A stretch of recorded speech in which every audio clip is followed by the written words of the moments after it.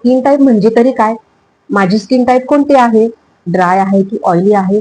मला तर काहीच समजत नाहीये. आणि ते ओळखायचं कसं हे पण मला माहित नाहीये. तर थांबा, हा व्हिडिओ तुमच्यासाठी आहे. तुमची स्किन टाईप कोणती आहे, ती कशी ओळखायची, आजच्या या व्हिडिओमध्ये तुम्हाला सविस्तर पद्धतीने सांगणार आहे. तर चला व्हिडिओला सुरू करूया. नमस्कार मैत्रिणींनो, कसे आहात तुम्ही? स्वागत आहे तुमचं माझ्या युट्यूब चॅनलमध्ये. मी शीतल तुमचं आजच्या या व्हिडिओमध्ये अगदी मनापासून स्वागत करते.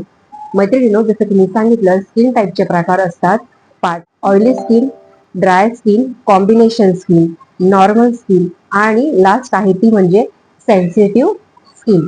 आता हे जे स्किन टाईप आहे तर ते कसे ओळखायचे ते अगोदर मी तुम्हाला सांगते. सुरुवातीला पहिली जी टेस्ट आहे ती म्हणजे टिश्यू पेपर टेस्ट आहे. तुम्ही काय करायचं आहे, चेहरा स्वच्छ पाण्याने धुवायचा आहे. त्याच्यानंतर त्याच्या चेहऱ्याला काहीच लावायचं नाही, मॉइश्चरायझर वगैरे काहीच लावायचं नाहीये. तसंच थांबायचं कमीत कमी 1 तास. ठीक आहे. त्याच्यानंतर टिश्यू पेपर घ्यायचा, आपला जो नॉर्मल टिश्यू पेपर असतो तो घ्यायचा आणि तो चेहऱ्याला असा लावायचा, गालांना लावायचा, नाकाला लावायचा, कपाळाला आणि इकडे खाली हनुवटीला लावायचा आणि मग ऑब्झर्व करायचं. जर तुम्ही टिश्यू पेपर लावल्यानंतर तुम्हाला एकदम थोडं थोडं म्हणजे अगदी नॉर्मल तुम्हाला टिश्यू वाटत असेल तर ते म्हणजे ती झाली तुमची ड्राय स्किन. जर समजा तुम्हाला टिश्यू पेपर लावल्यानंतर त्या टिश्यू पेपरला थोडा तेलकटपणा जाणवत असेल, म्हणजे गालांना लावला तर तुम्हाला थोडा तेलकटपणा जाणवतोय, नाकाला वगैरे जर लावलं तर तुम्हाला थोडंसं तेल किंवा तेलकटपणा तुम्हाला जाणवतो आहे, तर ती झाली तुमची ऑइली स्किन. नंतर तुम्हाला टिश्यू पेपर लावल्यानंतर जर एकदम नॉर्मल टिश्यू पेपर आहे तो, तर ती झाली तुमची नॉर्मल स्किन. आता आपण बघूया कॉम्बिनेशन स्किन. आता या कॉम्बिनेशन स्किन टाईप मध्ये जर तुम्हाला टिश्यू पेपर लावल्यानंतर फक्त नाकाला आणि कपाळाला म्हणजे फक्त टी झोनवर जर तुम्हाला तेलकटपणा दिसत असेल किंवा जाणवत असेल तो टिश्यू पेपरवरती, तर ती झाली तुमची कॉम्बिनेशन स्किन. आणि सगळ्यात लास्ट आहे ती म्हणजे सेन्सिटिव्ह स्किन. आता सेन्सिटिव्ह स्किनसाठी टिश्यू पेपरची तर काही गरज नाहीये, कारण जर तुम्ही एखादं प्रॉडक्ट जेव्हा तुम्ही लावता, मग ते कुठलंही असो, स्किन केअर प्रॉडक्ट असो किंवा मेकअपचं प्रॉडक्ट असो, ते लावल्यानंतर तुमच्या चेहऱ्याला पिंपल येत असतील किंवा खाज येत असेल, चेहरा लालसर पडत असेल, तर ती झाली तुमची सेन्सिटिव्ह स्किन.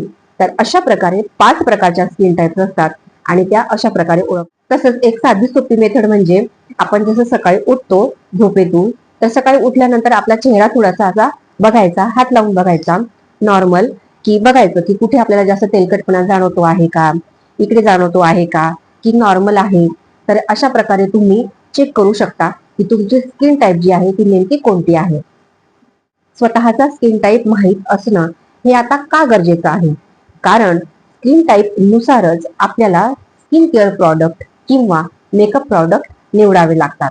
जर तुम्ही एखादा चुकीचा प्रॉडक्ट निवडला, म्हणजे जर उदाहरणार्थ तुमची स्किन ड्राय आहे आणि तुम्ही जेल बेस जर एखाद्या मेकअप प्रॉडक्ट किंवा स्किन केअर प्रॉडक्ट जर लावत असणार, तर त्याचा तुमच्या चेहऱ्याला अजिबात उपयोग होणार नाही.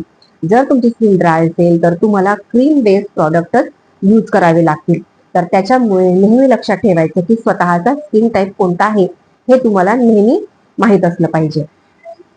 सगळ्यात महत्वाची गोष्ट मैत्रिणींनो, आपला जो स्किन टाईप असतो तो जनरली बदलत असतो, म्हणजे ऋतूनुसार बदलत असतो. जर तुमचं वय वाढत असेल किंवा तुमच्या शरीरामध्ये हार्मोनल बदल किंवा हार्मोनल चेंजेस होत असतील किंवा उन्हामुळे सुद्धा आपले जे स्किन टाईप्स असतात तर ते बदलतात. एखाद्याची स्किन जी असते ती उन्हाळ्यामध्ये एकदम ऑइली असते आणि हिवाळ्यामध्ये एकदम कोरडी असते. तर अशा प्रकारे आपला जो स्किन टाईप असतो तो बदलत्या ऋतूनुसार, हवामानानुसार किंवा हार्मोन्स वगैरेमुळे सुद्धा आपल्याला बदललेला बघायला मिळतो. ठीक आहे. तर कसा वाटला आजचा व्हिडिओ मला नक्की कमेंट करा आणि मला सांगा कमेंटमध्ये की तुमची स्किन टाईप कोणती आहे. ठीक आहे. तर भेटूयात पुढच्या व्हिडिओमध्ये. तोपर्यंत बाय.